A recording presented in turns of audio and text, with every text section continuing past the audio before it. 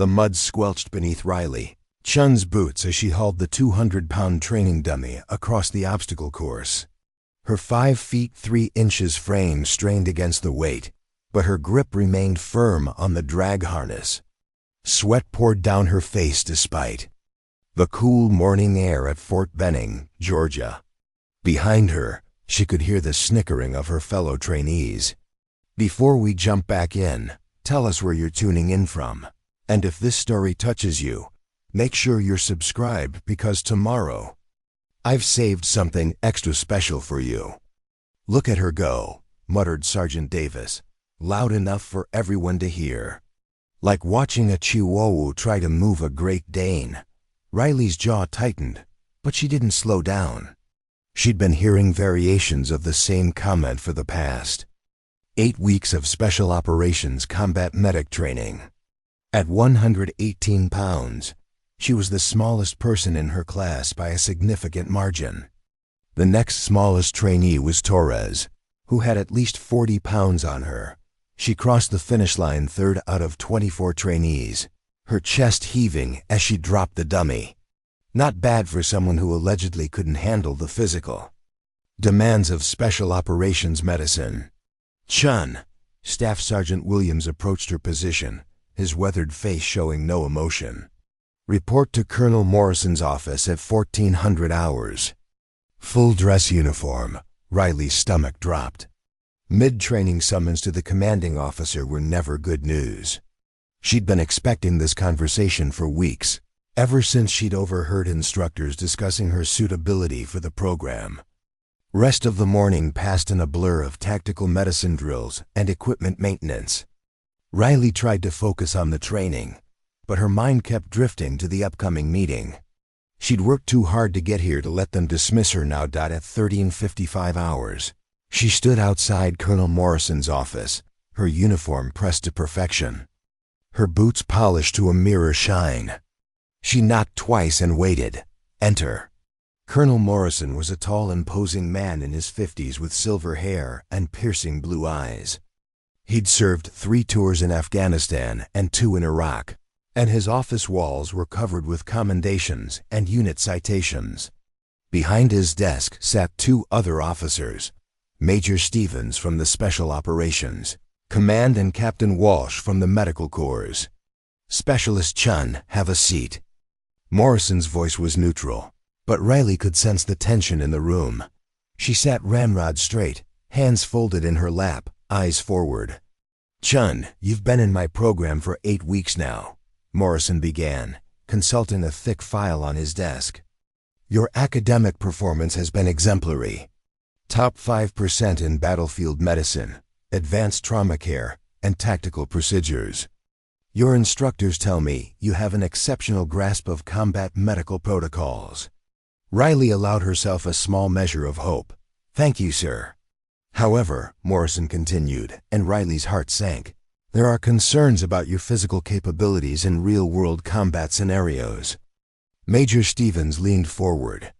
Chun, Special Operations medicine isn't just about knowing how to treat wounds. It's about being able to function in the most demanding physical environments imaginable. You'll be expected to carry wounded operators who may outweigh you by 100 pounds or more across hostile terrain. Sir, I've met all the physical fitness requirements, Riley said carefully. The minimum requirements, yes, Captain Walsh interjected. But minimums don't save lives in combat. Your scores on the physical fitness tests are adequate, but barely. In the combat simulation exercises, you've consistently struggled with casualty. Evacuation scenarios. Riley's mind flashed back to the previous week's exercise. She'd successfully treated a simulated gunshot wound under fire, but when it came time to move the 180-pound casualty to safety, she'd taken nearly twice as long as the other trainees. The instructors had noted her struggle in their reports. Sir, I completed the exercise successfully, she said. After significant difficulty, Morrison replied. Chun, I'm going to be direct with you. The feedback from your instructors is that while you're an excellent medic, you may not be physically suited for special operations assignments. The physical demands of the job require someone who can handle wounded operators with ease, not someone who struggles with basic casualty evacuation. Riley felt her world collapsing. "Sir, I've worked harder than anyone in this program. I've never failed a single training evolution." "Nobody's questioning your dedication or your knowledge," Major Stevens said, his tone softening slightly. "But dedication doesn't change the laws of physics. In combat, you might be the only thing standing between a wounded operator and death. If you can't move them quickly and efficiently, both of you could die. We have an alternative proposal," Morrison said, opening another file. "The Medical Corps has an opening for a combat medic instructor position at Fort Sam Houston. It's an excellent career opportunity. You'd be training the next generation of combat medics, using your exceptional knowledge and skills in a teaching capacity." Rayleigh's hands clenched in her lap. A teaching position. A safe, comfortable assignment far from any real action. It was a polite way of saying she wasn't good enough for the real thing. "Sir, I didn't join the Army to teach. I joined to serve. On the front lines to save lives in combat. Sometimes serving means accepting the role where you can do the most good," Captain Walsh said. "Your knowledge and skills would benefit hundreds of future medics, but not the operators who need medical care in the field," Riley replied, her voice tight with emotion. Morrison leaned back in his chair. "Chun, I've been in special operations for 15 years. I've seen medics who were brilliant in the classroom fail catastrophically in the field because they couldn't handle the physical demands. I've also seen operators die because their medic couldn't get to them or couldn't move them to safety fast enough." He paused, studying her face. "I'm trying to prevent both of those scenarios. You have the knowledge and skills to be an outstanding medic, but special operations may not be the right fit for your physical profile." Riley sat in silence for a moment, processing what she was hearing. Everything she'd worked for, everything she'd dreamed of, was being taken away because of her size. "Sir, may I ask about the timeline for this decision?" "We'd like your answer by the end of the week," Morrison said. "If you accept the instructor position, you can finish out the current training cycle and then transition to Fort Sam Houston. If you choose to remain in the program, you'll need to significantly improve your physical performance in the remaining weeks." "What would that improvement look like, sir?" Major Stevens consulted his notes. "You'd need to complete the casualty evacuation exercises at the same speed as the average trainee. You'd need to demonstrate the ability to carry a 180-pound casualty for at least 500 meters without assistance.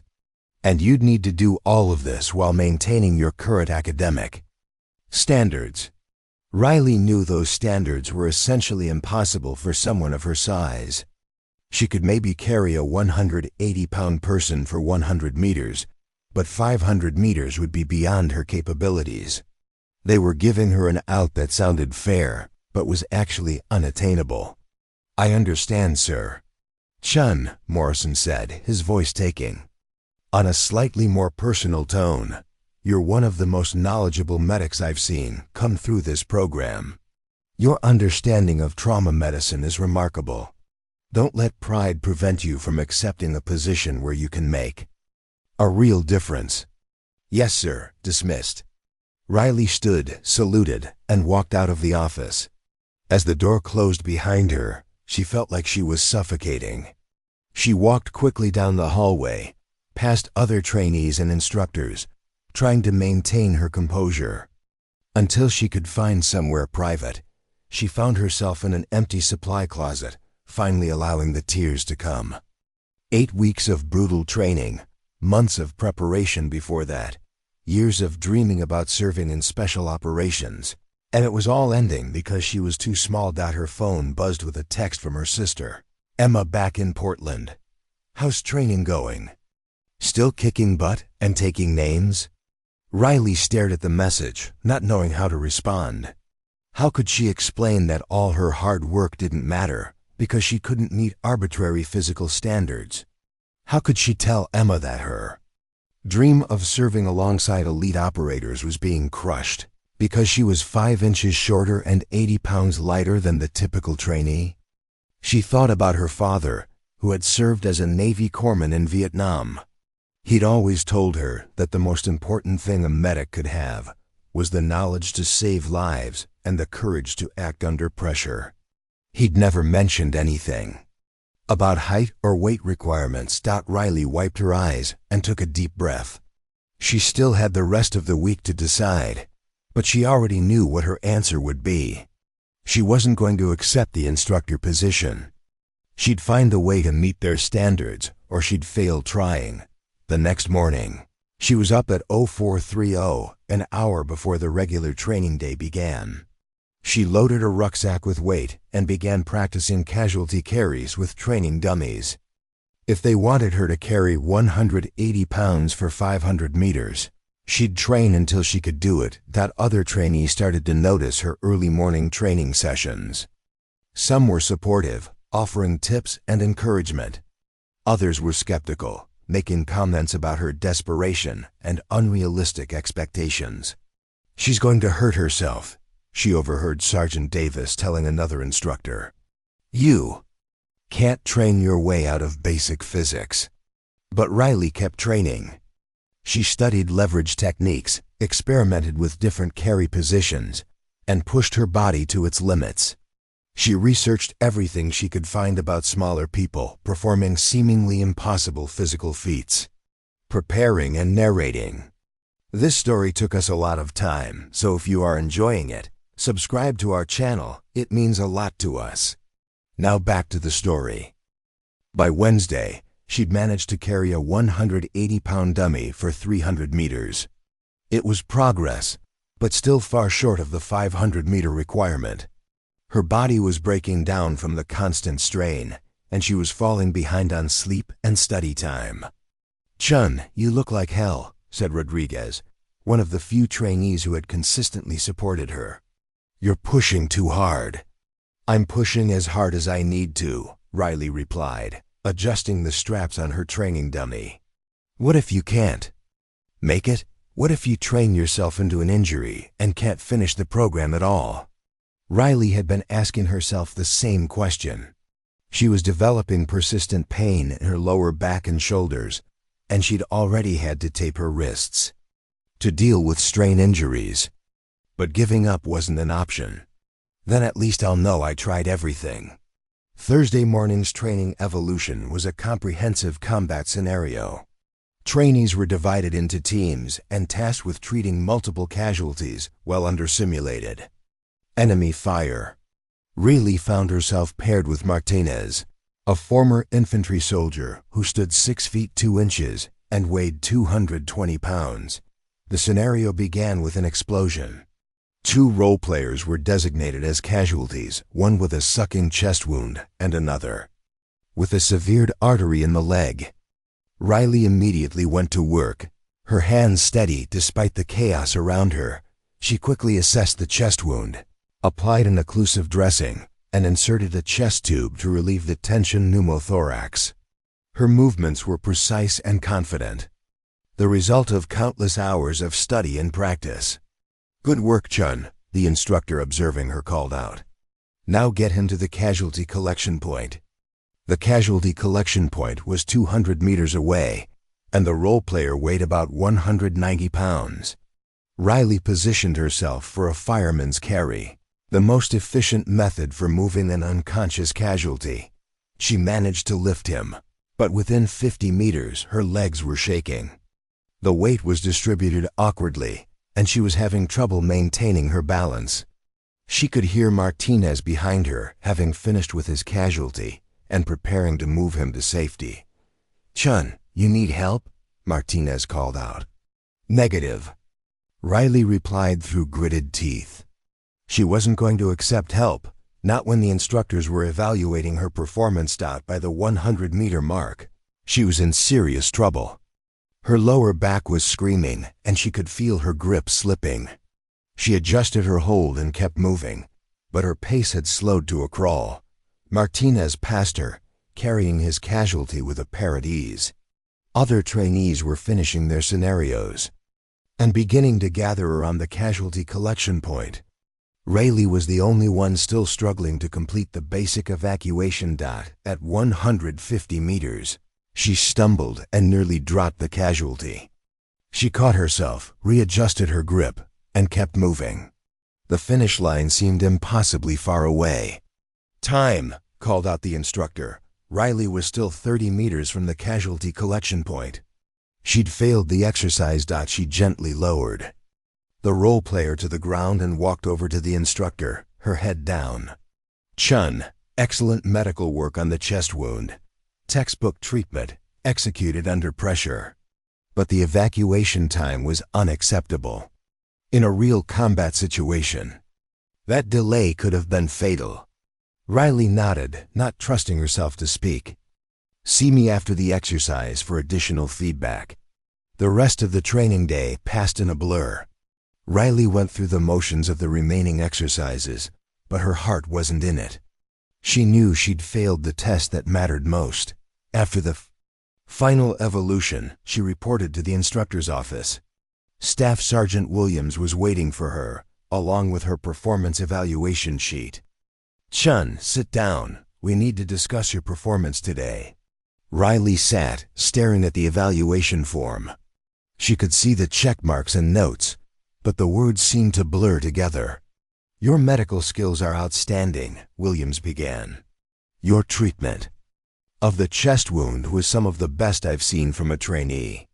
You identified the problem quickly, applied the correct treatment, and worked efficiently under pressure." "But," Riley said, anticipating what was coming, "but the evacuation portion was significantly below standard. In a combat environment, speed of evacuation is just as important as quality of treatment. A casualty who receives excellent medical care but can't be moved to safety is still a casualty." Williams paused, studying her face. "Chun, I've been watching your extra training sessions. I know you're working harder than anyone else in the program. But working harder doesn't always translate to better performance. I can improve, Sergeant. I just need more time. Time is something we don't have. The program ends in 2 weeks, and you still need to pass the final evaluation. Based on today's performance, I'm not confident you'll be able to meet the standards." Riley felt the familiar crushing weight of disappointment. "What are you recommending?" "I'm recommending that you seriously consider Colonel Morrison's offer. You have exceptional medical knowledge and skills. You could make a real difference as an instructor." Riley stood up, her decision crystallizing. "Sergeant, I appreciate the feedback, but I'm not accepting the instructor position. I'm going to complete this program and earn my qualification as a Special Operations Medic." Williams looked surprised. "Chun, I'm trying to help you see the reality of your situation. The final evaluation will be even more demanding than today's exercise. Then I'll meet those demands. And if you don't?" Riley met his gaze steadily. "Then I'll fail with honor, knowing I gave everything I had." Williams nodded slowly. "All right, Chun, but I want you to understand that failure means more than just not getting your qualification. It means potentially ending your military career.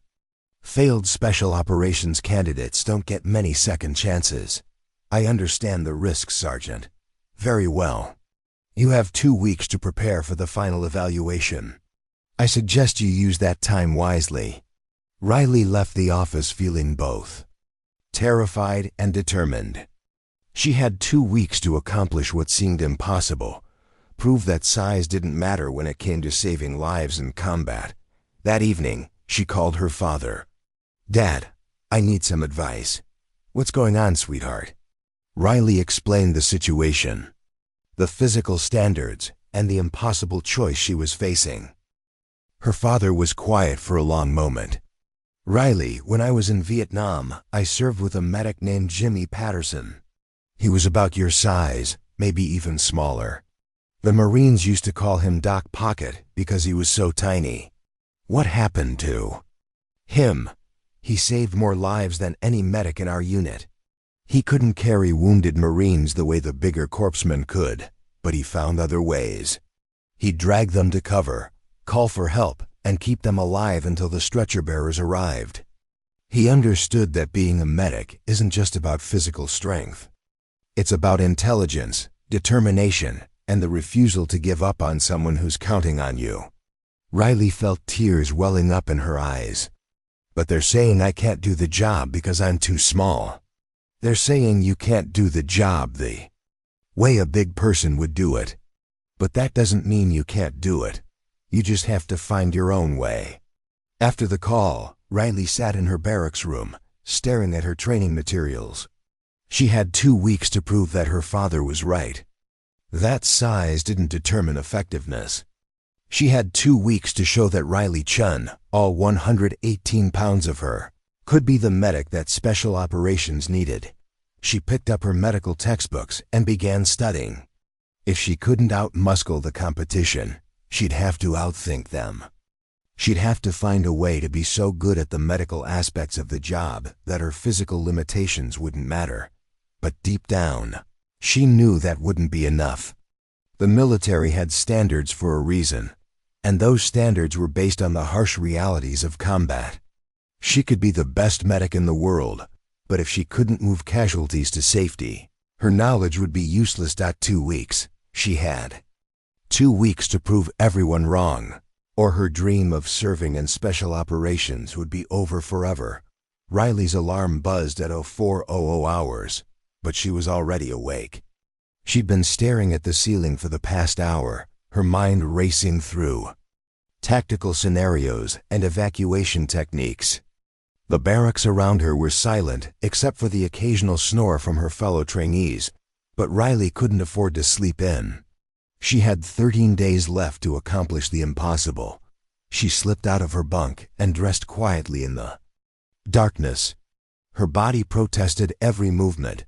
Yesterday's training session had left her shoulders screaming and her lower back locked up. But the pain was temporary. Failure was permanent. The base was eerily quiet at this hour. Riley made her way to the equipment storage facility, where she'd arranged to have early access to training dummies and medical supplies. The night guard, Corporal Jackson, looked up from his magazine as she approached. "Back again, Chun." "You?" "No, you're not required to be here for another 2 hours." "I know, Corporal. Just need to get some extra practice in." Jackson shook his head.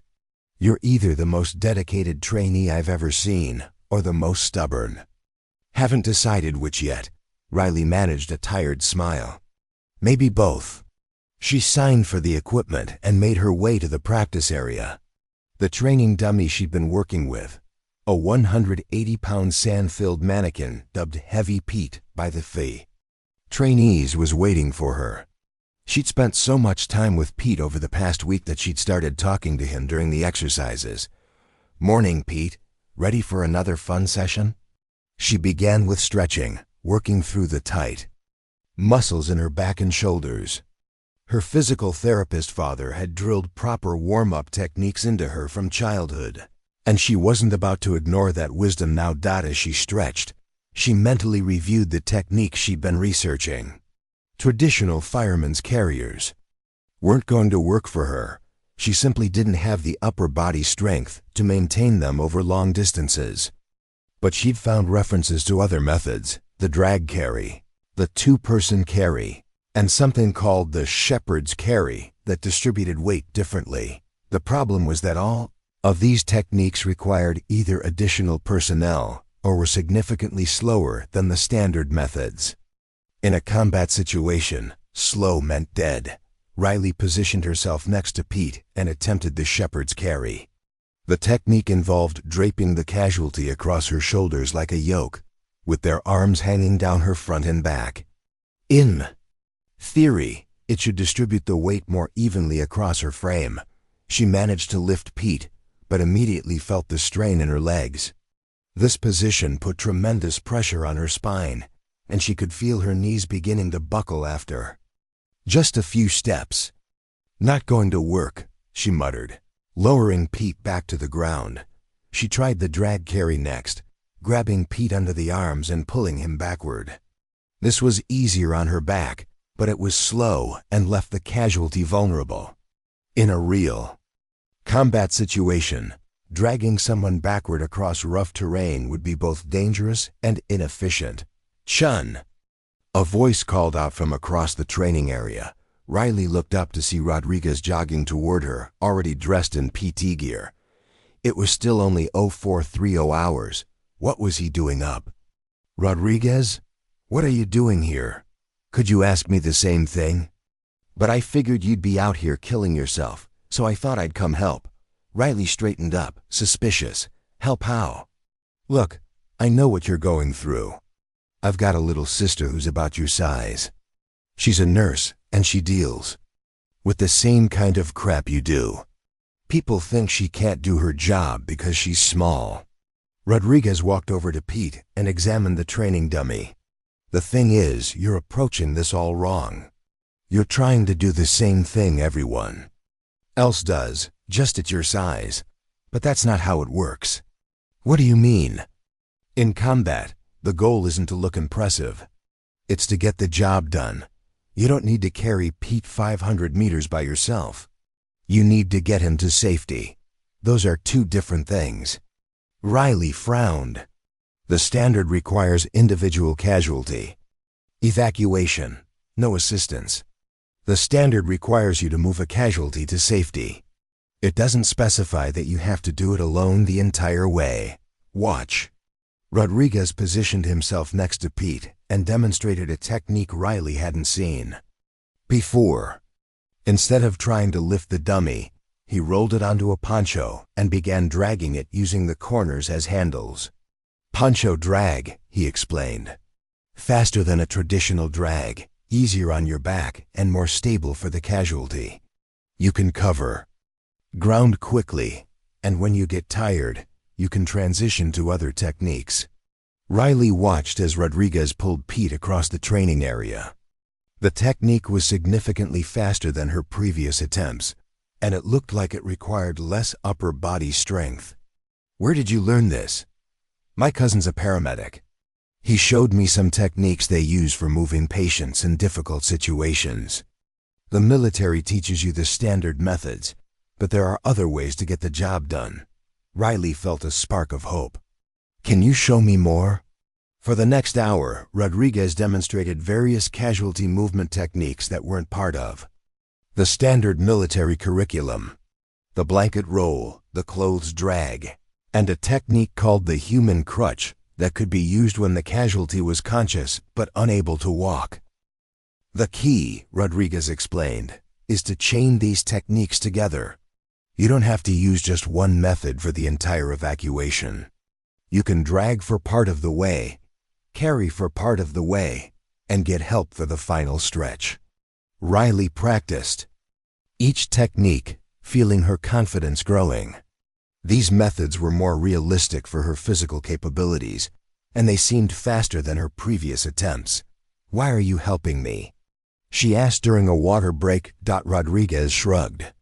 "Because you're good at what you do.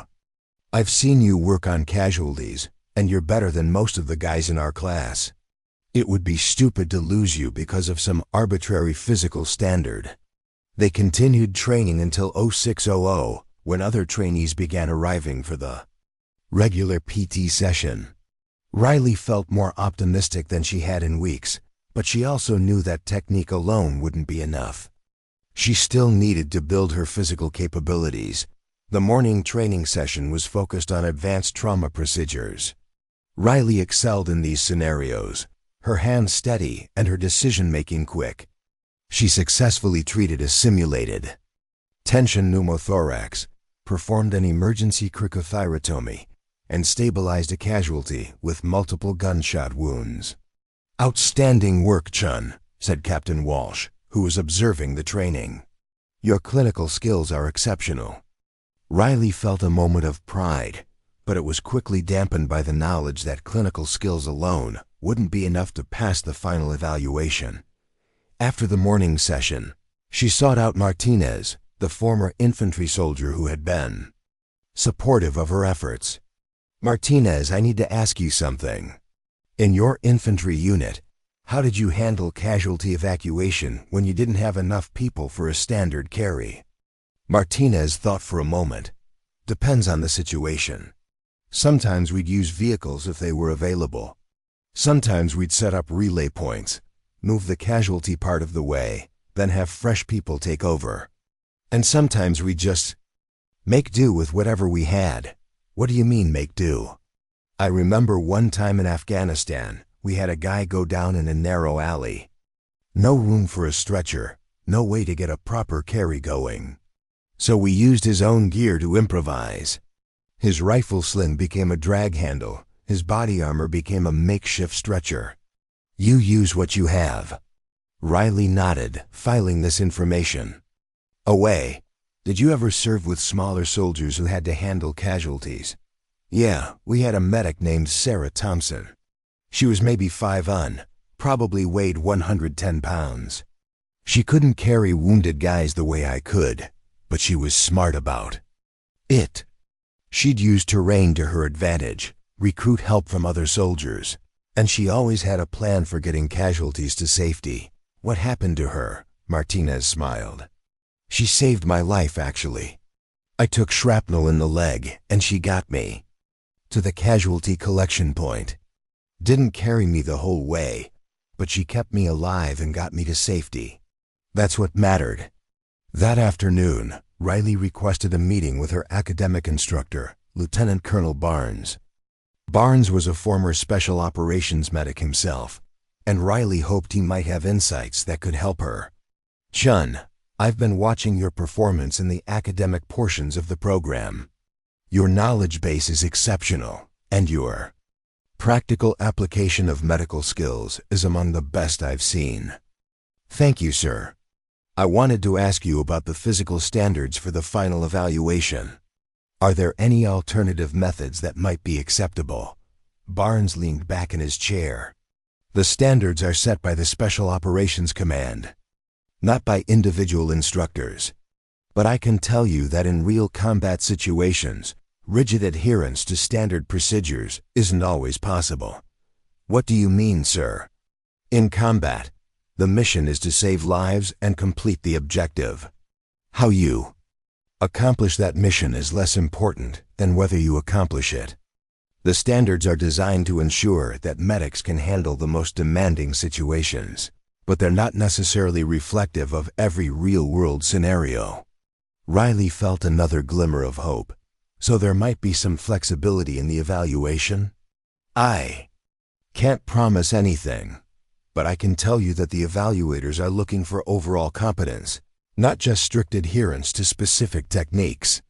If you can demonstrate that you can move casualties to safety effectively, the specific method you use might be less important. Barnes paused, studying her face. But Chun, you still need to meet the basic requirements. The evaluation will include a 500-meter casualty evacuation, and you'll need to complete it within the time limit. I understand, sir. There's something else. I've been in touch with some active-duty special operations medics. They're interested in your case, and they've offered to provide some additional training if you're interested. Riley's heart leaped. What kind of training? Real-world techniques that aren't part of the standard curriculum. Methods they've developed in the field for handling difficult casualty evacuations. It would be unofficial training on your own time, but it might give you the edge you need. Yes, sir, I'm very interested. Barnes made a note on his desk. I'll arrange for you to meet with Sergeant First Class Williams tomorrow evening. He's currently on leave between deployments, and he's agreed to work with you. Riley left the meeting feeling more hopeful than she had in weeks. She had new techniques to practice, potential additional training, and a growing understanding that there might be more than one way to succeed. That evening, she called her sister Emma. Riley, how's the super soldier training going? It's complicated. I'm facing some challenges with the physical requirements. Emma's voice immediately became more serious. What kind of challenges? Riley explained the situation, the physical standards, and her struggles with casualty evacuation. That's ridiculous, Emma said. You're one of the strongest people I know. Not physically strongest, but strongest in every way that matters. Physical strength is what they're measuring, though. Then you need to get creative. Remember when we were kids and you figured out how to get that heavy box of Dad's books up to the attic? You couldn't lift it, but you used the pulley system and leverage to get it up there. Riley smiled at the memory. I remember. You said I was too small to move it, and you proved me wrong. You found a way to make it work with what you had. That's what you need to do now. After the call, Riley spent the evening researching mechanical advantage and leverage principles. If she couldn't generate more force, maybe she could use physics to make the force she had more effective. She sketched out ideas for improvised pulleys and lever systems that could be used in casualty evacuation. Most of them were impractical for combat situations, but the exercise helped her think more creatively about the problem. The next morning brought a new challenge. During the PT session, the trainees were required to complete a combat fitness test. That included a 500-meter run while carrying a 40-pound rucksack. Riley finished in the bottom quartile, her time significantly slower than the other trainees. "Shun, you need to improve your times," said Staff Sergeant Williams after the exercise.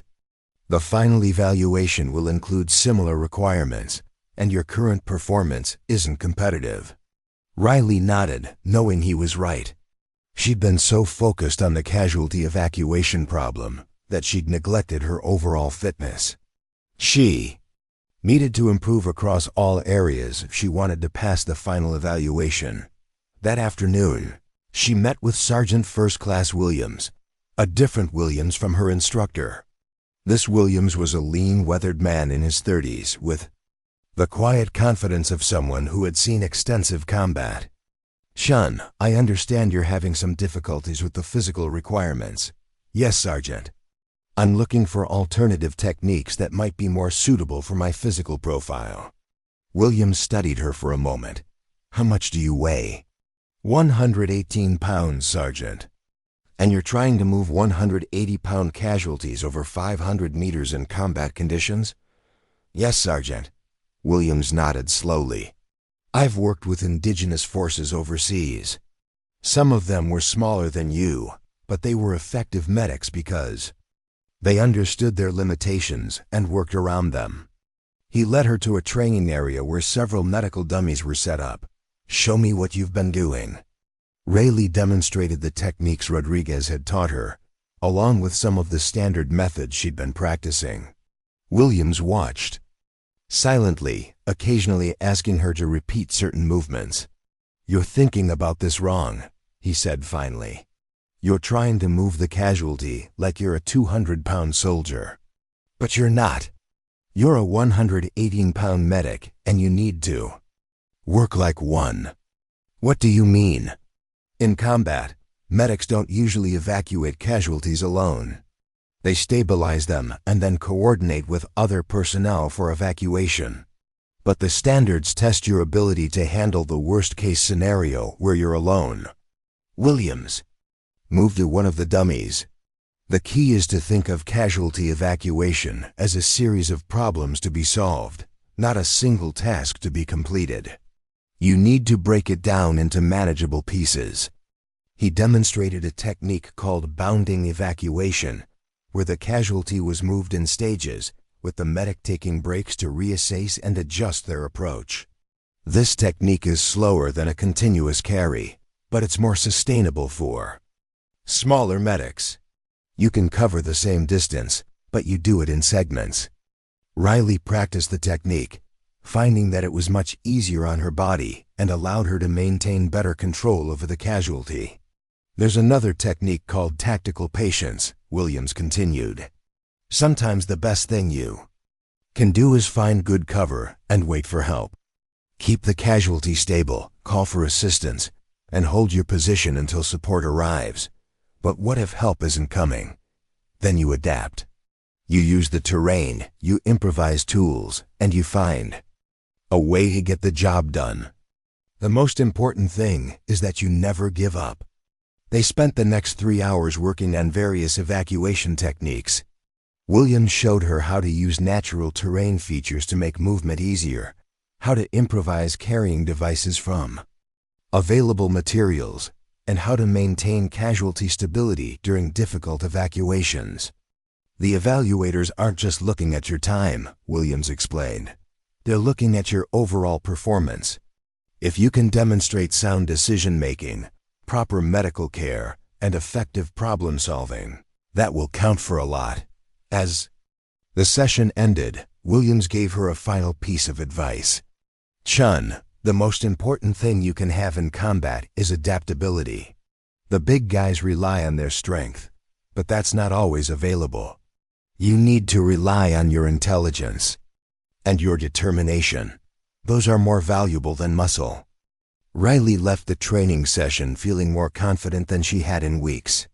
She had new techniques to practice, a better understanding of the evaluation criteria, and most importantly, a growing belief that she could find a way to succeed. That night, she created a detailed training plan for the remaining 11 days.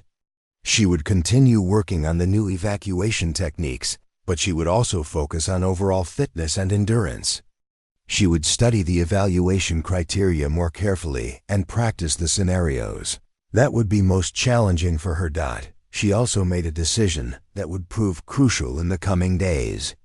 She would stop trying to be someone she wasn't.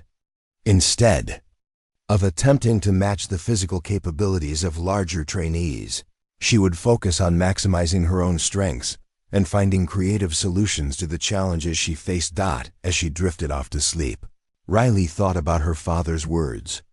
About Doc Pocket, the small medic who had saved so many lives in Vietnam. She didn't need to be the biggest or strongest medic in the program. She just needed to be the most effective one.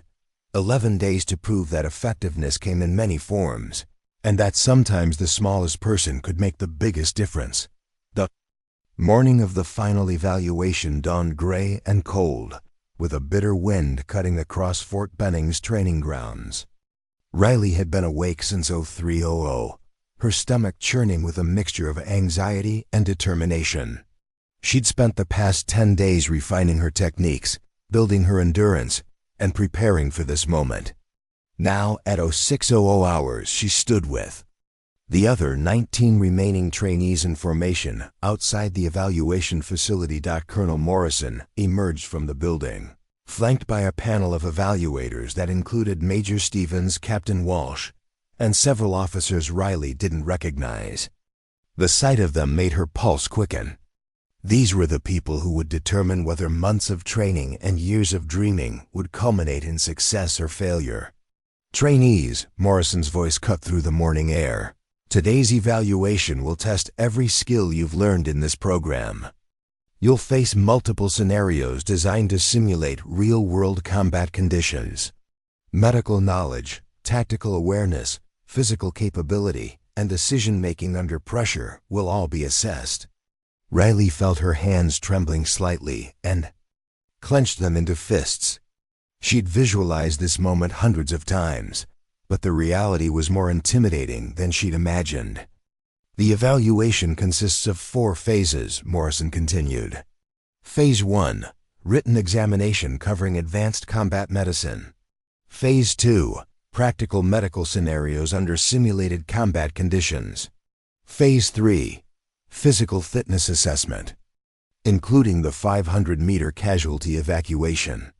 Phase 4, comprehensive scenario combining all elements. Major Stevens stepped forward.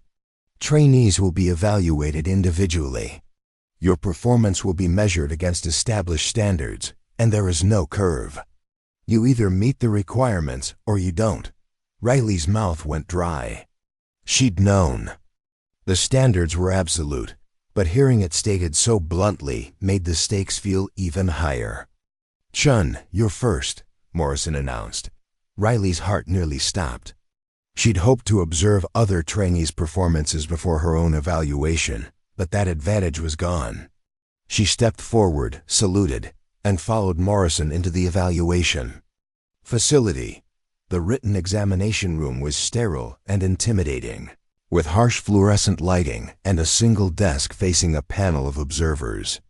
Riley took her seat and opened the test booklet. The questions were comprehensive and challenging, covering everything from battlefield triage protocols to advanced surgical procedures. She worked methodically through the exam, drawing on months of intensive study. Question 43 asked about treating a tension pneumothorax in a casualty with multiple chest wounds. Riley visualized the procedure, remembering the practice sessions where she'd performed the technique dozens of times. Question 67 presented a scenario involving a casualty with traumatic brain injury and compromised airway. She wrote out the treatment protocol step by step, including decision trees for different complications that might arise. After 90 minutes, she set down her pen and submitted the examination.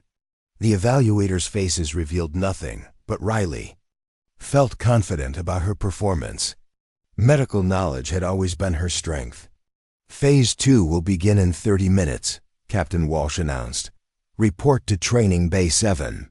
Riley used the break to review her notes and practice breathing exercises to calm her nerves. She'd learned these techniques from a sports psychologist her father had recommended, and they helped her maintain focus under pressure. Training Bay 7 had been configured to simulate a combat zone. Smoke machines created limited visibility. Speakers played the sounds of gunfire and explosions, and strobe lights simulated muzzle flashes. 3 role players lay scattered across the floor, each with different simulated injuries. Chun, you have 15 minutes to assess and treat all casualties, Major Stevens announced. You're under enemy fire, so work fast and stay low. Riley dropped into a tactical crouch and moved to the first casualty. The role player was conscious but bleeding from a simulated neck wound. She quickly assessed the injury, applied pressure to control the bleeding, and secured the airway. The wound was positioned to simulate a nicked carotid artery, an immediately life-threatening injury that required instant action. Moving to the second casualty, she found an unconscious role player with a sucking chest wound. Riley immediately applied an occlusive dressing and prepared to decompress the chest. Her hands moved with practiced efficiency, the chaos around her fading into background noise. The third casualty presented the most complex scenario, conscious but in shock, with multiple gunshot wounds to the abdomen and extremities. Riley performed rapid trauma assessment, started IV fluid resuscitation, and applied tourniquets to control bleeding from the extremity wounds. Time, Stevens called. Riley stepped back, her hands covered in fake blood, but her procedures complete. She'd treated all 3 casualties within the time limit, prioritizing their injuries correctly and applying appropriate interventions. Excellent work, Chun, Captain Walsh said, making notes on her evaluation form. Your triage decisions were sound, and your medical interventions were executed properly. Riley felt a surge of confidence. 2 phases down, 2 to go. Phase 3 begins now, Morrison announced. Report to the physical training area. This was the moment Riley had been dreading and preparing for. The physical fitness assessment would include the 500-meter casualty evacuation that had been her greatest challenge throughout the program. The training area had been set up with various obstacles and terrain features. A 180-pound training dummy, not her familiar Heavy Pete, but a similar mannequin, waited at the starting line. The finish line was marked 500 meters away, with a winding path that included uneven terrain, a small hill, and several obstacles. Chun, you have 12 minutes to complete the evacuation, Staff Sergeant Williams announced. The casualty must arrive at the finish line in stable condition. Any technique is acceptable as long as the casualty remains secure. Riley approached the dummy, her mind racing through the techniques she'd practiced. She decided to use a combination of methods, starting with the poncho drag that Rodriguez had taught her, and transitioning to other techniques as the terrain demanded. She quickly deployed her poncho and rolled the dummy onto it, securing the corners to create improvised handles. The poncho drag was faster than a traditional drag carry and easier on her back, but it required smooth terrain. "Begin," Williams shouted. Riley started pulling the dummy, her legs driving hard against the ground. The poncho technique worked well on the flat section, allowing her to maintain a steady pace. She'd practiced this exact scenario dozens of times, and her body moved with practiced efficiency. At the 100-meter mark, she reached the first obstacle, a series of concrete barriers that the dummy couldn't be dragged over. Riley quickly transitioned to a modified fireman's carry, lifting the dummy over the obstacles before returning to the poncho drag. The 200-meter point brought a steep uphill section. The poncho drag became impossible on the incline, so Riley switched to a technique Sergeant First Class Williams had taught her, the tactical carry. She positioned the dummy in a fireman's carry, but used frequent rest stops to prevent exhaustion. "Looking good, Chun," Rodriguez called out from the sidelines. Several other trainees had gathered to watch, and Riley could hear both encouragement and skepticism in their voices. At 300 meters, she was ahead of her practice times but beginning to feel the strain. Her shoulders ached and her breathing was becoming labored. The dummy seemed to be getting heavier with each step. The 400-meter mark brought the most challenging section, a downhill slope with loose gravel. Riley knew that a traditional carry would be dangerous on this terrain, so she used a technique she'd developed during her extra training sessions. She positioned the dummy for a controlled slide, using her own body as a brake to control the descent. "Innovative technique," she heard Major Stevens comment to another evaluator. With 100 meters to go, Riley was running on pure determination. Her legs felt like lead, and every breath was a struggle. But she could see the finish line, and she knew she was going to make it. She transitioned back to the poncho drag for the final stretch, her vision tunneling as she focused on the finish line. The dummy slid smoothly across the flat terrain, and Riley's pace quickened as adrenaline overrode her exhaustion. "Time!"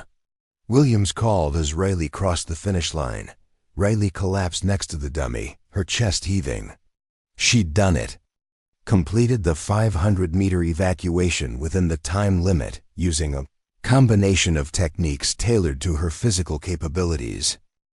"Outstanding work, Chen," Morrison said, making notes on his evaluation form. "Your time was acceptable, and your adaptation to different terrain features showed excellent tactical thinking." Riley struggled to her feet, still breathing heavily, but feeling triumphant. She'd proven that her size didn't prevent her from completing the physical requirements. "Phase 4 will begin after a 30-minute rest period," Morrison announced. "This final phase will combine all elements into a comprehensive scenario." Riley used the break to rehydrate and prepare mentally for the final challenge. She'd passed the first 3 phases, but the comprehensive scenario would be the ultimate test of her abilities. Phase 4 took place in a larger training area designed to simulate a complex combat environment. The scenario briefing was delivered by a captain Riley didn't recognize, a serious-looking officer with combat deployment ribbons on his uniform. "Chun, you're a special operations medic attached to a reconnaissance team. Your team has been ambushed, and you have multiple casualties in a contested area. Your mission is to provide medical care, coordinate evacuation, and ensure the survival of your team members." Riley nodded, her mind already shifting into tactical mode. "The scenario will last 45 minutes. You'll face multiple challenges, requiring medical knowledge, physical capability, and decision-making under pressure. Radio communication will be limited, and you may need to improvise solutions to unexpected problems." The captain paused, studying her face. "Are you ready, Chun?" "Ready, sir. Begin scenario."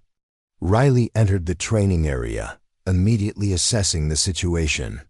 3 role players were positioned around a simulated crash site, each with different injuries and levels of consciousness. Smoke and sound effects created a chaotic environment, and strobe lights simulated ongoing combat. The first casualty was conscious but had a severely injured leg, a simulated femur fracture with significant bleeding. Riley quickly applied a tourniquet and splinted the leg, talking to the role player to maintain his awareness and assess for shock. "Thompson, can you hear me? I need you to stay with me. You're going to be okay." The second casualty was unconscious with a head injury. Riley checked for spinal alignment, secured the airway, and monitored vital signs.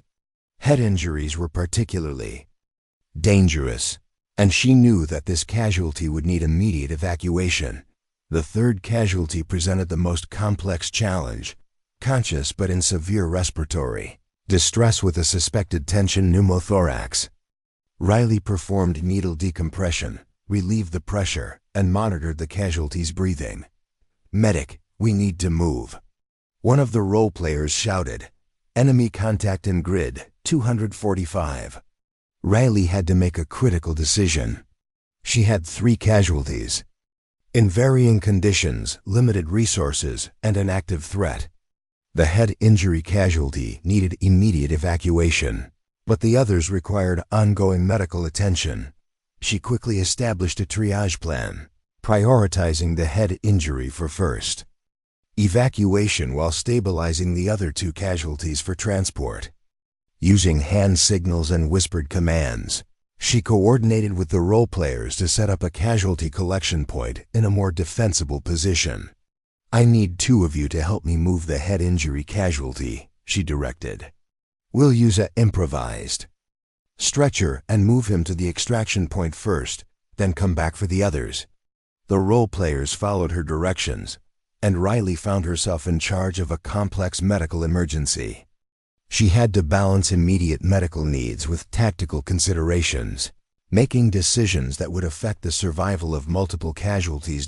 As they moved the first casualty, Riley noticed that the role player with the leg injury was going into shock. She quickly adjusted her treatment plan, starting 4 fluids and repositioning him to improve circulation. "Medic, radio contact," another role player called out. "Extraction helicopters are inbound, but they can only take 1 casualty on this pass." Riley had to make another difficult decision. Medical protocols dictated that the head injury casualty should be evacuated first, but the casualty going into shock might not survive if left behind. She weighed the medical factors against the tactical situation and made her choice. "Head injury goes first," she decided. "I'll stabilize the shock casualty for the next pass." The next 20 minutes were a blur of medical procedures, tactical decisions, and physical challenges. Riley had to treat ongoing medical issues while coordinating with role players and adapting to changing scenario conditions. When the final evacuation was complete, she had successfully managed 3 complex casualties, made sound tactical decisions, and demonstrated the full range of skills expected from a special operations medic. "Scenario complete," the captain announced. Riley stood in the aftermath of the exercise, exhausted but proud. She'd handled every challenge thrown at her, adapting to unexpected complications and making decisions under extreme pressure. The evaluation panel convened for 30 minutes to review her performance. Riley waited in a small room, her mind replaying every moment of the evaluation. She'd given everything she had, but she wouldn't know if it was enough until the evaluators delivered their decision. Finally, Colonel Morrison entered the room, followed by the other evaluators. His expression was unreadable, and Riley felt her heart pounding as she stood at attention. "Chun, please be seated." Riley sat, her hands clasped tightly in her lap. "We've completed our evaluation of your performance across all 4 phases," Morrison began. "Your written examination score was 94%, placing you in the top 5% of all trainees. Your practical medical scenarios were executed flawlessly, demonstrating exceptional knowledge and skill under pressure." Riley felt a surge of hope, but Morrison's serious expression kept her anxiety high. "Your physical fitness assessment presented some challenges, but you successfully completed all requirements using innovative techniques adapted to your physical profile.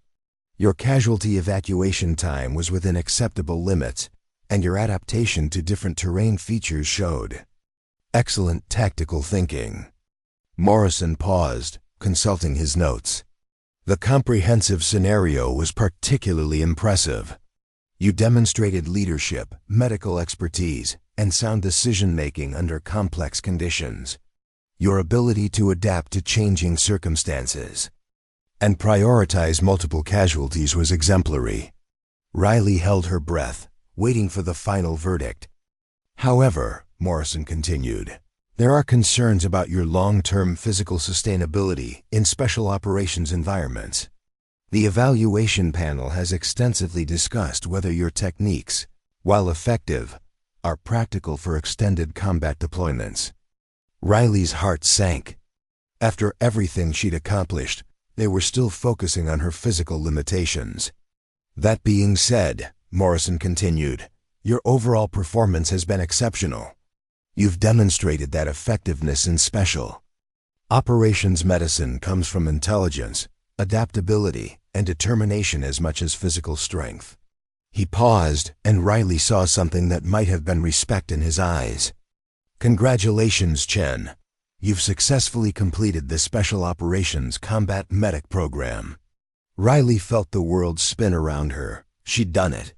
Despite every obstacle, every doubt, every person who had told her she was too small, she'd proven that she belonged in special operations.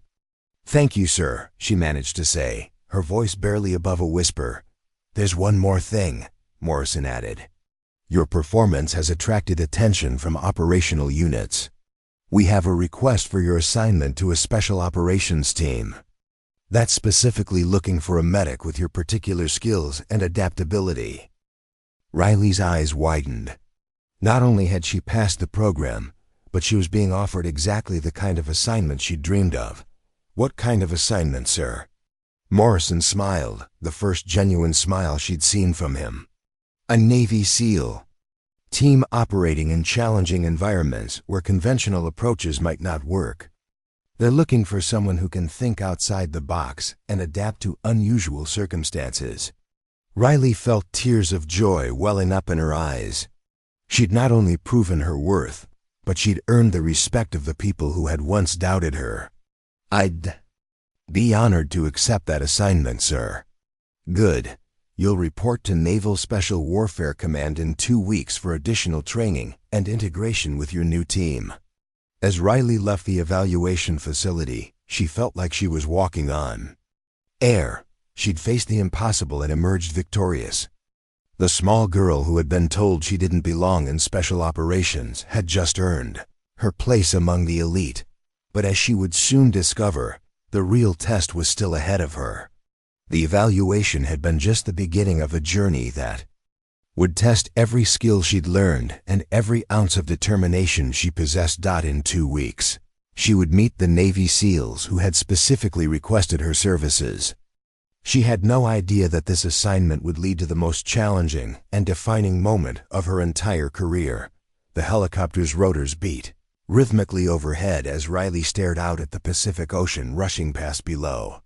2 weeks had passed since her successful completion of the Special Operations Combat Medic program, and now she was en route to Naval Special Warfare Command in Coronado, California. The excitement she'd felt upon hearing about her new assignment had gradually given way to nervous anticipation as the reality of joining a Navy SEAL team set in. Sitting across from her in the helicopter was Commander Sarah Mitchell, a no-nonsense officer from Naval Special Warfare who had been assigned to brief Riley during the flight. Mitchell was in her early 40s, with the kind of quiet confidence that came from years of operational experience. Chun, what do you know about SEAL? Team 7? Mitchell asked, her voice barely audible over the helicopter noise. Riley had spent the past 2 weeks researching everything she could find about Navy SEALs, but specific information about individual teams was limited. Not much beyond the basic organizational structure, ma'am. I know they're one of the West Coast teams, but operational details are classified. Mitchell nodded approvingly. Good answer. What I'm about to tell you is classified at the secret level.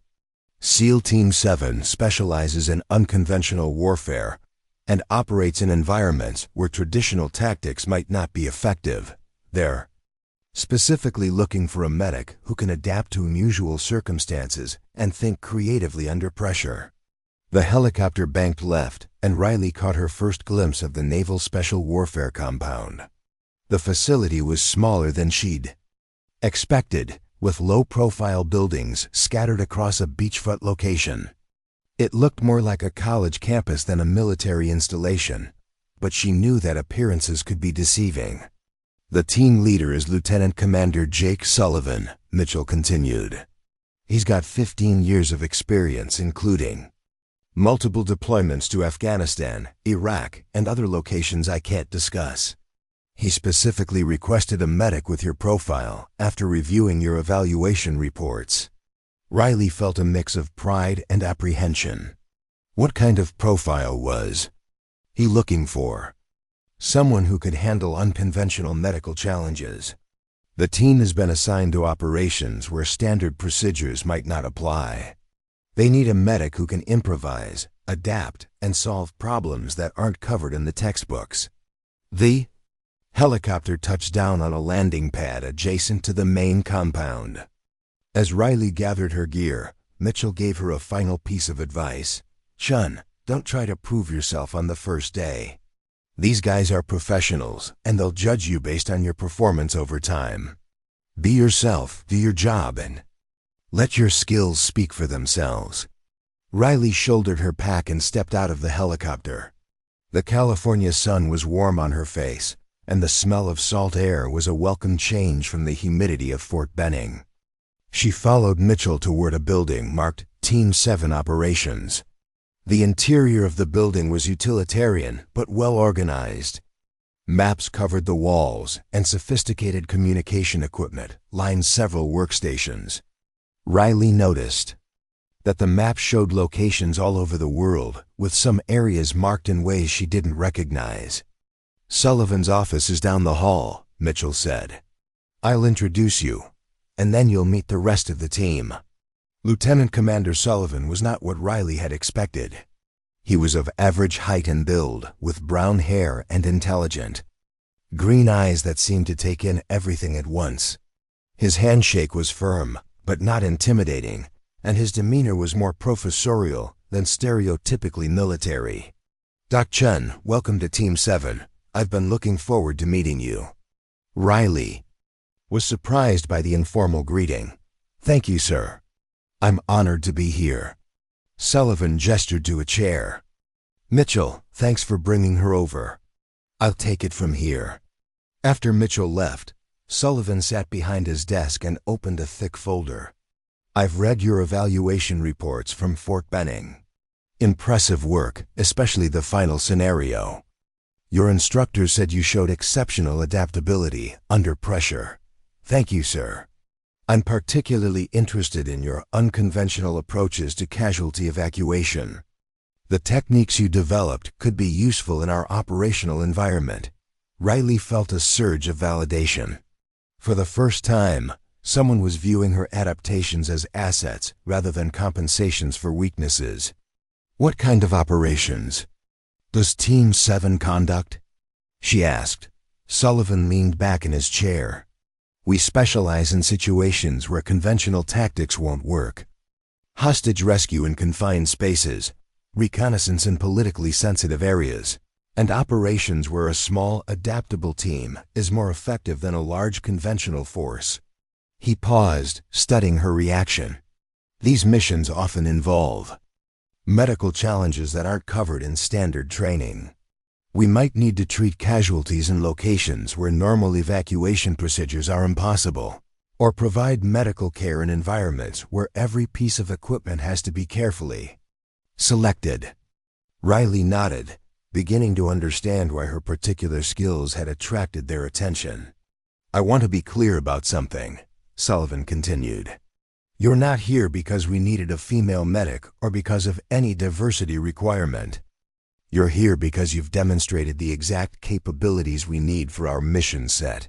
I appreciate that, sir. Good. Now let me introduce you to the rest of the team. Sullivan led her to a briefing room where 5 other men were waiting. Riley felt a familiar flutter of nervousness as she realized she was about to meet her new teammates. Gentlemen, this is Petty Officer First Class Riley Chun, our new medic. Doc, meet the team. The introductions were straightforward and professional. Senior Chief Petty Officer Marcus Williams was the team's senior enlisted advisor, a veteran of numerous deployments. With a calm, authoritative presence. Petty Officer First Class Tony Ramirez was the team's communications specialist, a compact man with quick hands and an easy smile.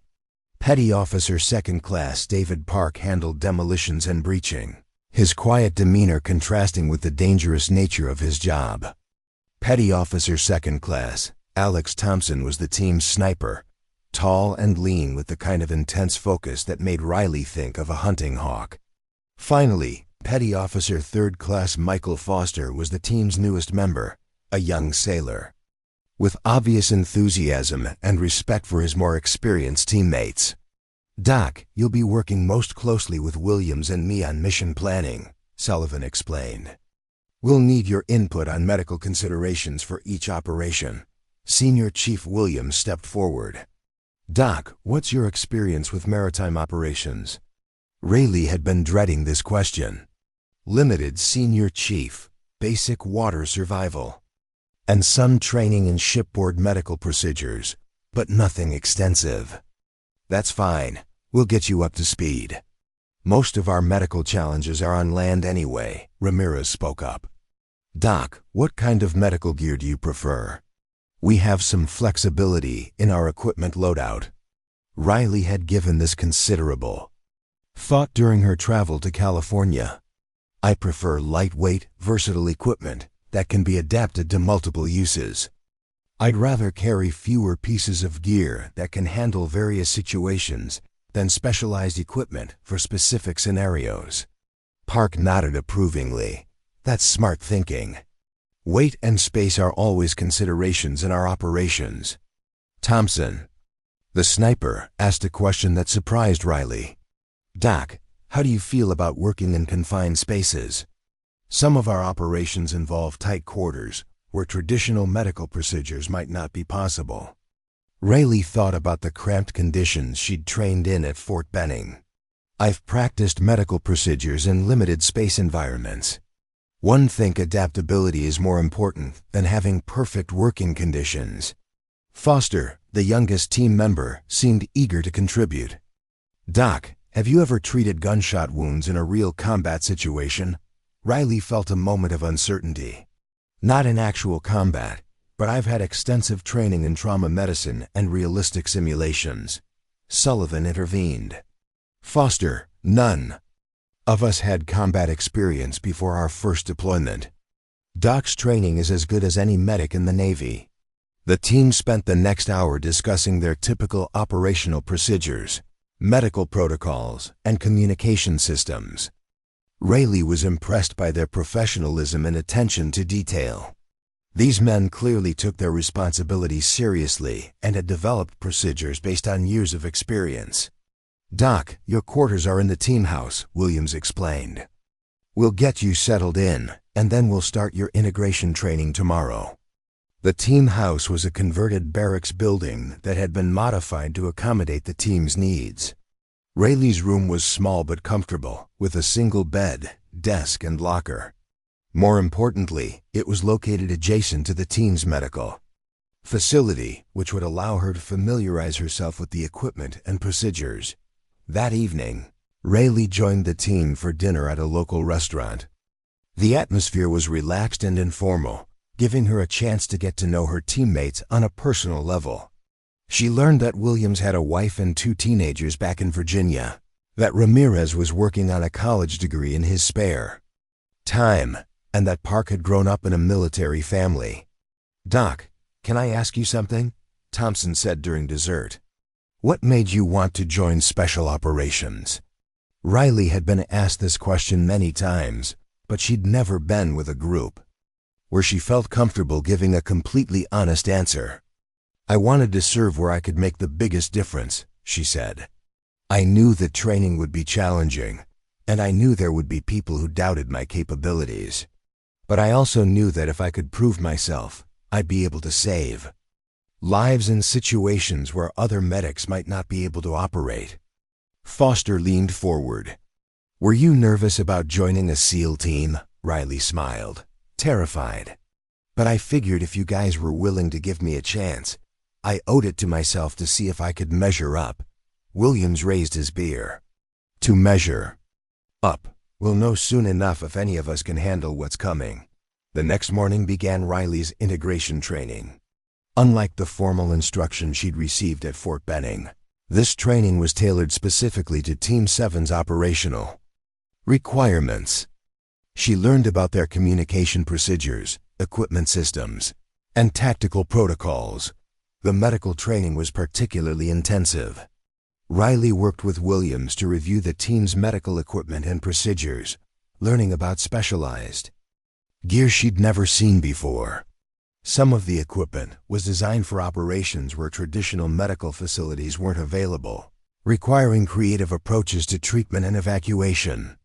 "Doc, one of the things that attracted Sullivan to your profile was your ability to improvise," Williams explained as they reviewed a portable surgical kit. "In our operations, we can't always rely on standard procedures. We need someone who can think on their feet and adapt to unusual circumstances." Riley examined the surgical kit, noting its compact design and versatile components. "This is impressive gear, much more sophisticated than what I trained with. The equipment is good, but it's only as effective as the person using it. We've had medics who knew all the procedures but couldn't adapt when things went wrong." The physical training was equally challenging. Riley learned about maritime operations, including underwater approaches and beach reconnaissance. She practiced medical procedures while wearing full diving gear and learned to operate in environments where her size could be an advantage. "Doc, your small profile is actually useful for some of our operations," Park explained during a confined space training. "Exercise. You can move through areas where larger team members might have difficulty." Riley felt another surge of validation. Instead of seeing her size as a limitation, her new teammates were identifying ways it could be an operational advantage. The training continued for 2 weeks, with Riley gradually becoming more comfortable with the team's procedures and equipment. She learned to trust her teammates' expertise while contributing her own knowledge and skills to the group dynamic. The turning point came during a comprehensive training exercise designed to simulate a real mission. The scenario involved a hostage rescue in a confined urban environment, with multiple casualties and limited evacuation options. Riley found herself treating a simulated casualty with severe abdominal wounds in a space barely large enough for 2 people. Traditional medical procedures would have been impossible, but she was able to adapt her techniques to the confined environment. "Outstanding work, Doc," Sullivan said after the exercise. "Your ability to maintain medical standards in that environment was exactly what we needed," Williams agreed. "Doc, you've shown that you can handle the kind of challenges we face in real operations. I think you're ready for a mission assignment." Riley felt a sense of accomplishment that was different from her graduation from Fort Benning. This wasn't about meeting arbitrary standards. It was about proving she could contribute to an operational team in real-world conditions. That afternoon, Sullivan called her to his office for a private meeting. "Doc, I've been impressed with your progress over the past 2 weeks. You've adapted to our procedures quickly, and you've shown the kind of problem-solving ability we need. Thank you, sir. I'm assigning you to an operational mission. It's a reconnaissance operation in a politically sensitive area where we need a small, adaptable team. The medical challenges could be significant, and evacuation options will be limited." Riley felt her pulse quicken. This was what she'd been training for, but the reality of an actual mission was both exciting and terrifying. What kind of medical challenges are we expecting? Sullivan opened a classified folder. The operation involves potential exposure to chemical agents, treatment of casualties in areas where normal evacuation procedures won't work, and the possibility of extended isolation from conventional medical support. He paused, studying her reaction. It's exactly the kind of mission where your particular skills could make the difference between mission success and failure. Riley straightened in her chair. I'm ready, sir. Good. The mission briefing is tomorrow at 0800. We deploy in 72 hours. As Riley left Sullivan's office, she felt a mixture of excitement and apprehension. She'd proven herself during training, but a real mission would be the ultimate test of her abilities.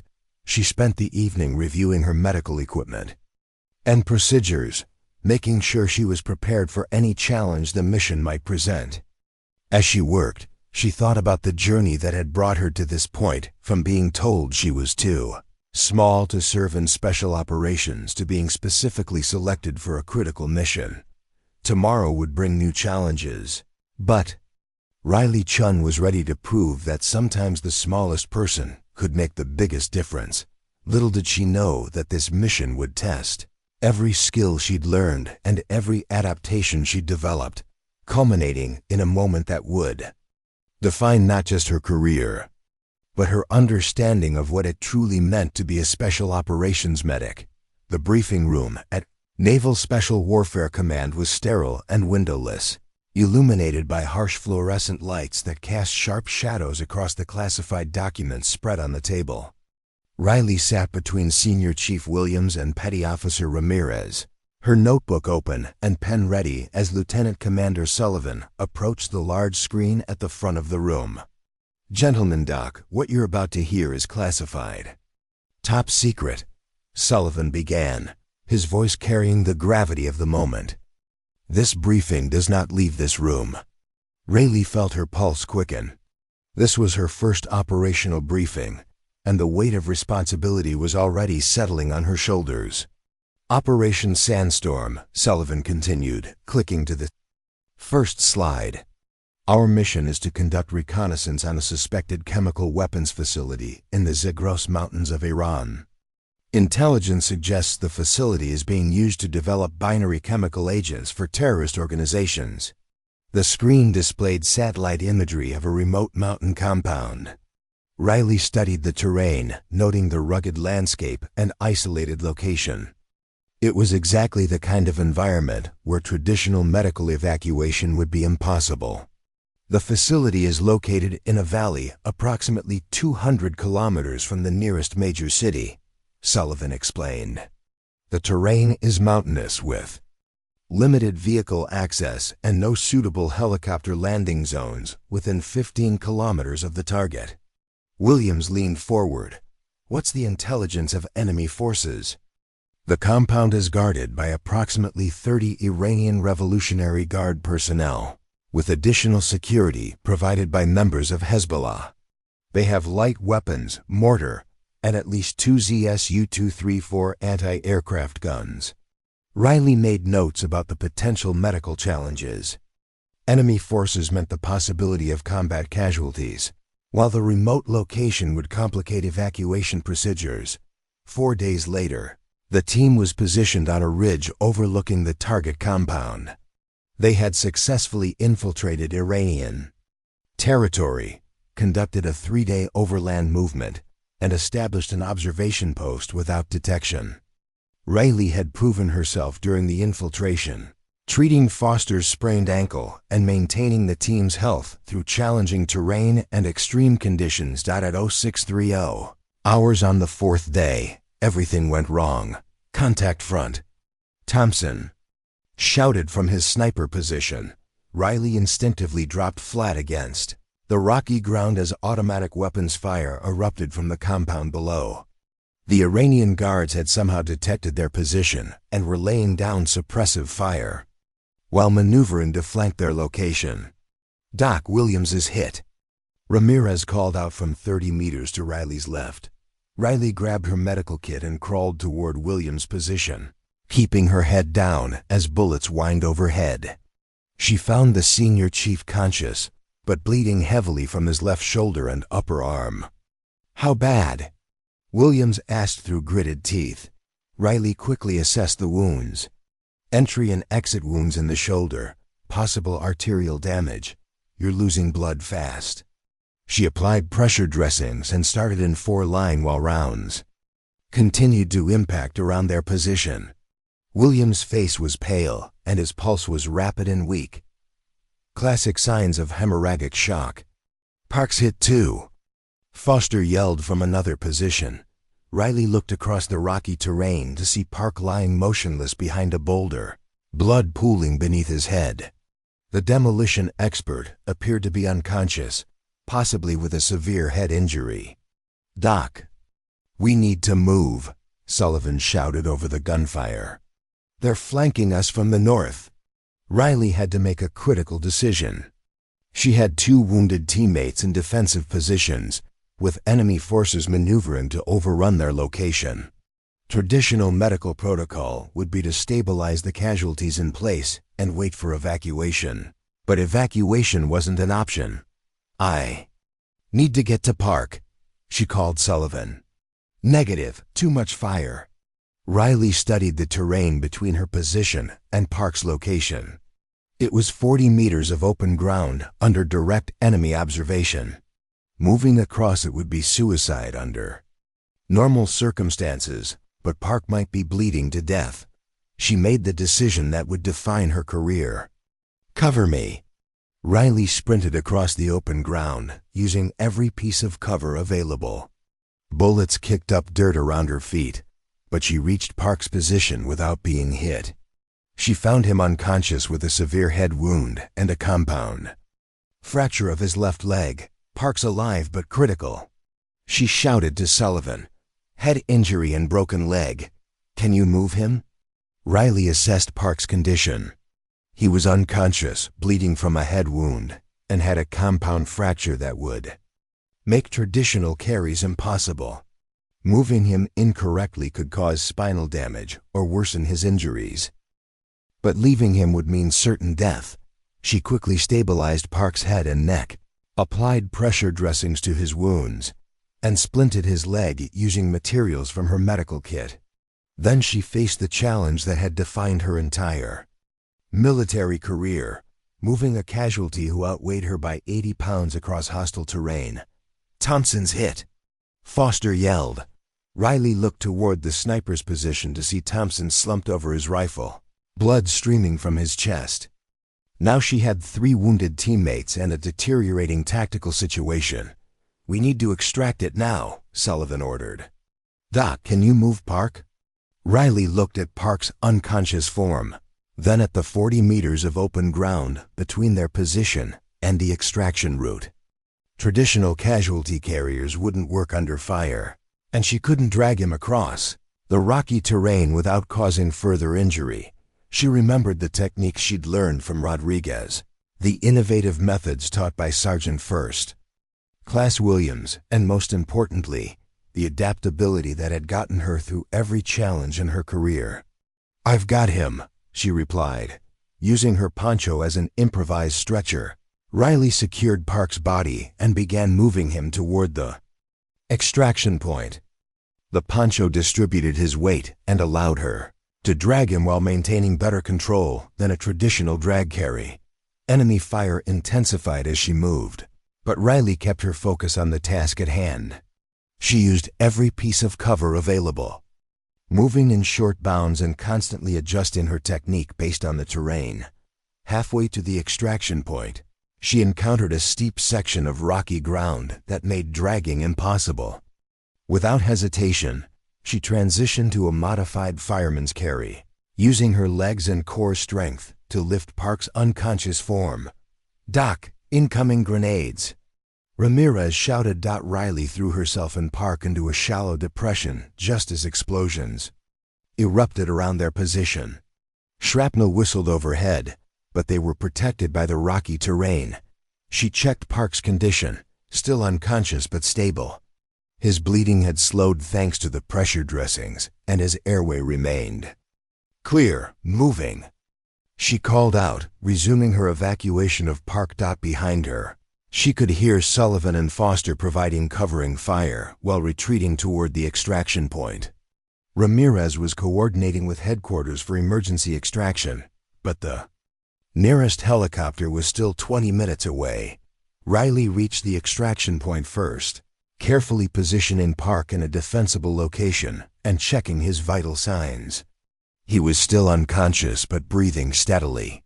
She quickly set up perimeter defense position and prepared to go back for Williams and Thompson. "Doc, don't even think about it," Sullivan ordered as he arrived at the extraction point with Foster. "Williams and Thompson are mobile. We need you to coordinate medical care." Williams arrived under his own power, supported by Foster, but he was clearly weakening from blood loss. Thompson was conscious but had taken a bullet through his left lung, causing breathing difficulties. "Doc, I need you to prioritize," Sullivan said as enemy forces closed in on their position. "We have maybe 10 minutes before we're overrun." Riley looked at her 3 wounded teammates and made rapid triage decisions. Park had the most severe injuries but was stable. Williams was losing blood and going into shock. Thompson had a potentially life-threatening chest wound. She started with Thompson, inserting a chest tube to relieve pressure from his collapsed lung. The procedure was complicated by their tactical situation and limited equipment, but Rayleigh's training and adaptability allowed her to improvise solutions. "Better?"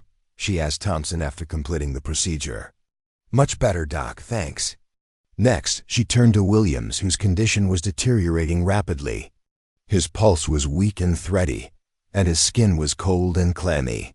Riley started a second 4-line and administered blood volume expanders, working to stabilize his blood pressure. "Stay with me, Senior Chief," she said while monitoring his vital signs. "You're going to be okay." Finally, she rechecked Park's condition. He was beginning to regain consciousness, which was a positive sign, but he was confused and disoriented from his head injury. "Doc, where am I?" Park asked weakly. "You're safe," Riley replied.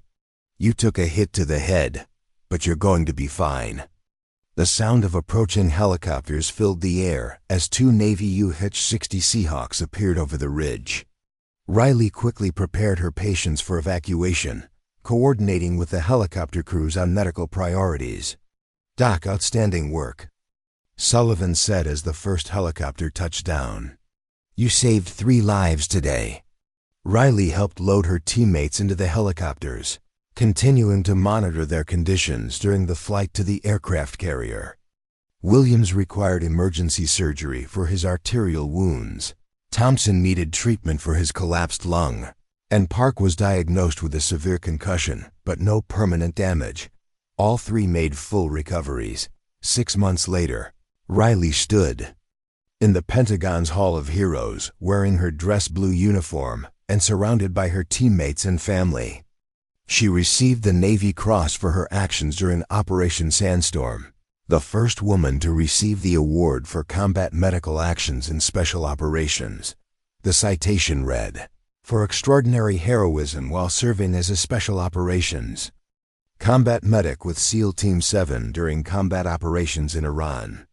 Petty Officer Chun repeatedly exposed herself to enemy fire to treat wounded teammates, demonstrating exceptional courage and medical skill under extreme conditions. Her innovative approach to casualty evacuation and unwavering dedication to her teammates' welfare were instrumental in saving 3 lives and ensuring mission success. Admiral Robert Hayes, the Chief of Naval Operations, pinned the medal to Riley's uniform. "Petty Officer Chun, your actions exemplify the highest traditions of the naval service. You have brought great honor to yourself, your team, and the United States Navy." Riley's father was in the audience, tears streaming down his face. Her sister Emma had flown in from Portland, and her former teammates from Fort Benning were there to witness her recognition, but the people who mattered most to Riley were standing beside her: Williams, Thompson, and Park, all fully recovered. and back to operational status. Foster and Ramirez flanked them, along with Lieutenant Commander Sullivan, who had recommended her for the medal. After the ceremony, Riley found herself in a quiet moment with her 3 former patients. "Doc, I wanted to thank you again," Williams said. "What you did that day went far beyond medical care. You risked your life to save ours." Thompson nodded. "I've never seen anything like it. You carried Park across 40 meters of open ground under fire, then treated all 3 of us while coordinating our defense. It was incredible." Park smiled. "I don't remember much of what happened, but I know. I'm alive because of your courage and skill." Riley felt tears welling up in her eyes. "You guys are my teammates. I would do it again in a heartbeat." Sullivan approached the group. "Doc, I have some news. Naval Special Warfare Command wants to establish a new training program based on your techniques and innovations. They're calling it the Advanced Combat Medical Adaptability Course, and they want you to develop the curriculum." Riley was stunned. "They want me to teach other medics?" "They want you to teach other medics how to think like you do, how to adapt, improvise, and solve problems that can't be solved with standard procedures." Riley thought about her journey from being told she was too small to serve in special operations to being asked to develop training programs for the Navy's elite medics. "I'd be honored," she said. Later that evening, Riley called her father from her hotel room. "Dad, I wanted to tell you about Doc Pocket." "What about him?" "You were right. Being a good medic isn't about being the biggest or strongest. It's about never giving up on someone who needs your help." Her father was quiet for a moment. "I'm proud of you, sweetheart. You've proven that courage and determination matter more than physical size." Riley looked at the Navy Cross on her dresser, remembering the moment when she decided to sprint across that open ground to reach Park. She'd been told she was too small to serve in special operations, but she'd carried 3 wounded SEALs to safety and saved their lives. "Dad, I learned something important during that mission." "What's that?" "Size doesn't determine capability. Heart does." The next morning, Riley returned to Naval Special Warfare Command to begin developing the training program that would teach future medics the skills and adaptability that had made her successful. She was no longer the small medic trying to prove herself. She was the expert who would teach others how to save lives under impossible conditions. Her journey from being dismissed as too small to becoming a decorated hero and instructor had proven that limitations existed only in the minds of those who accepted them. Riley Chun had refused to accept limitations, and in doing so, had saved lives and redefined what was possible for combat medics in special operations. The girl who had been told she was too small had become the woman who proved that sometimes the smallest person could carry the heaviest burden and make the biggest difference. Years later, graduates of the Advanced Combat Medical Adaptability Course would deploy to combat zones around the world, carrying with them the techniques and mindset that Riley had developed. They would save countless lives using the principles she had taught them, that adaptability mattered more than strength, that innovation could overcome any obstacle, and that the most important quality a medic could have was the refusal to give up on someone who needed help.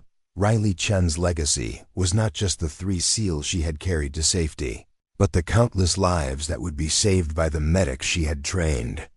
She had proven that heroism came in all sizes, and that sometimes the most unlikely person could accomplish the most extraordinary things. The small medic who had been told she didn't belong in special operations had become the standard by which all future combat medics would be measured.